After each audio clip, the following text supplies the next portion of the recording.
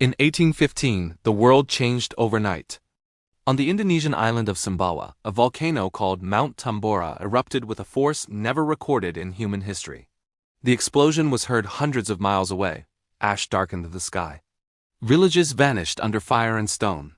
But this was not just a local disaster. Its consequences would reach every continent and quietly shape the life of a boy thousands of miles away in rural North America. For weeks, Tambora rained ash, cinders, and molten rock.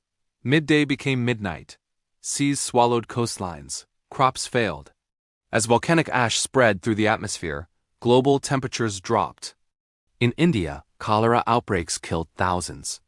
In China, summer snowstorms destroyed crops. In Europe, food shortages triggered panic and starvation. People everywhere searched for meaning. Prayers echoed through Hindu temples. Poets wrestled with grief and loss. In Britain and France, citizens feared biblical judgment. In North America, ministers warned congregations that God was punishing a sinful world. Across continents, fear and faith collided. By 1816, the climate had collapsed. Spring brought frost. Summer brought snow. Crops died in the fields. The year became known as the Year Without a Summer. In Vermont, rocky soil and relentless cold devastated farmers, including a man named Joseph Smith Sr. As his crops withered, Joseph Sr. and his wife, Lucy Mack Smith, faced ruin. Staying meant starvation. Leaving meant starting over. They chose to leave. Joseph Smith Sr. set out for New York in search of land. Behind him, he left a family of 9, his wife Lucy. His sons Alvin, Hiram, Joseph Jr., Samuel, and William. His daughters Sophronia and Catherine, and the infant Don Carlos. Joseph Jr., only 10 years old, walked with a limp. Years earlier, surgeons had removed infected bone from his leg without anesthesia. He had asked only that his father hold him, and he endured the pain fully conscious. That experience left him physically weak but mentally unyielding. Lucy later followed with the children, hiring a man named Mr. Howard to drive their wagon. He drank away their money, handled their belongings roughly, and forced young Joseph to walk in pain so others could ride. When Alvin and Hiram confronted him, he struck them down with his whip. Finally, Mr. Howard threw the family's possessions into the street and tried to leave with the wagon. But Lucy confronted him publicly. She claimed the wagon. She claimed the horses, and she took control. Against mud, cold, and exhaustion, she led her children to Palmyra, New York, reuniting the family. The Smiths rented a small house. Everyone worked. Joseph Sr. and the older boys dug wells and split rails. Lucy and the daughters sold food and handmade goods.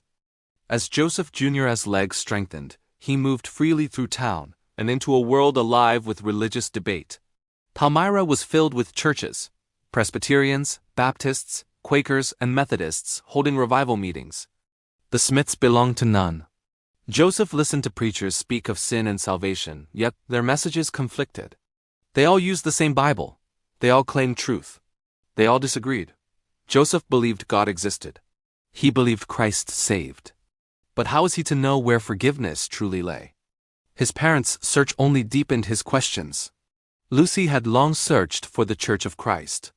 Years earlier, gravely ill, she prayed that God would let her live so she could find truth. She believed God promised her that if she sought, she would find. Joseph Sr. also searched, but believed attending the wrong church was worse than attending none at all. Both believed deeply. Both felt unsettled. After years of labor, the family bought land in Manchester, just south of Palmyra. They tapped maples, cleared forests, and planted orchards. But Joseph's spiritual questions did not fade. He studied nature. He observed the heavens. He felt God's presence. Yet he could not reach him. In 1819, Methodist preachers returned to the region. Conversions multiplied. Churches competed for followers. Debates intensified. Joseph attended the meetings. He listened. He felt moved but torn. He asked himself, who of all these parties are right? Or are they all wrong together? And how shall I know? Hope seemed to slip away.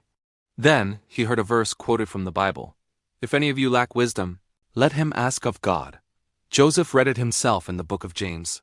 The words struck him with power. For the first time, the Bible seemed to invite him, personally, to seek answers directly from God. he decided he had to pray. On a quiet spring morning in 1820, Joseph walked into the woods. He was alone, nervous, and uncertain. He knelt and began to pray aloud. As he did, he felt his tongue bind. A thick darkness surrounded him.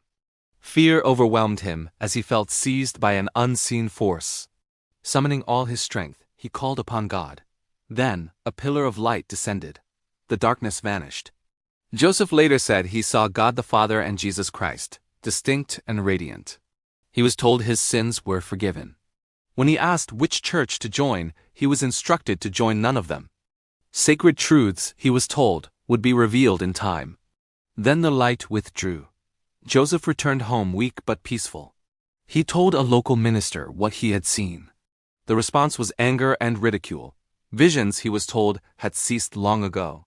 Joseph shared little after that. Yet he maintained for the rest of his life that he had seen what he described. "I knew it," he later wrote, "and I knew that God knew it. This account doesn't demand belief. But it explains why, within Latter-day Saint history, this moment marks the beginning of something they call a restoration. Not because of a theological argument, but because a young boy asked a question and believed heaven answered." Thanks for watching. If you found this story interesting, please like and subscribe for more.